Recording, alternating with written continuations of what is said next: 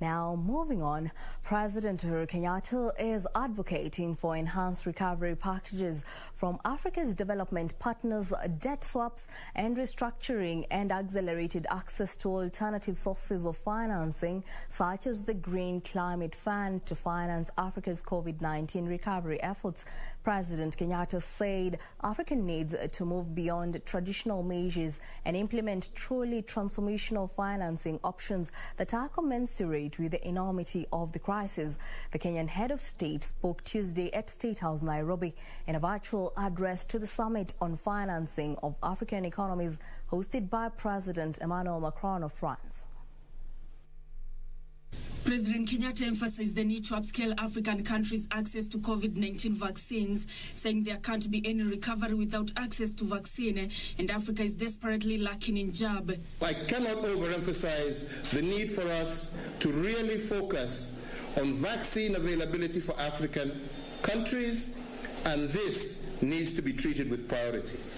The head of state said Kenya will continue opening up its vibrant economy for private sector participation, saying the country had strengthened its public-private partnership regime, citing the Nairobi-Nakuru-Mau Summit Road, a PPP project financed by French investors, as an example of the huge financing potential held by the private sector, and invited more investors to Kenya and the continent.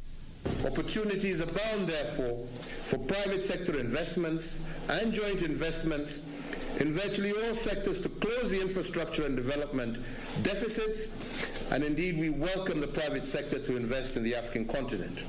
President Kenyatta welcomed ongoing efforts by development partners to cushion the continent from adverse effects of COVID-19, saying Africa needs more resources to fight the pandemic, tackle debt vulnerabilities, and address poverty, among other pressing needs, adding that despite its devastation, COVID-19 presents an opportunity for African economies to bounce back stronger.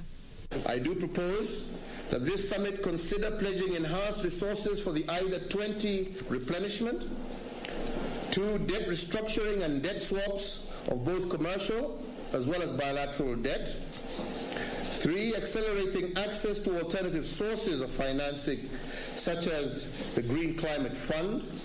The president spoke about the key role played by micro, small and medium enterprises in supporting livelihoods in Africa, and welcomed the establishment of the Alliance for Entrepreneurship in Africa, a special instrument for mobilizing finances for the sector.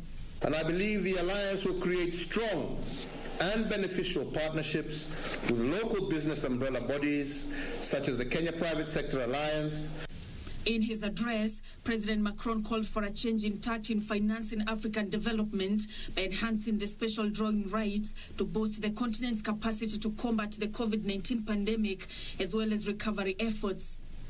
On his part, President Tshisekedi said African leaders expect a swift and bold action from the international community, especially the G7 and G20, to accelerate Africa's economic growth. Nancy Okware, Channel 1 News.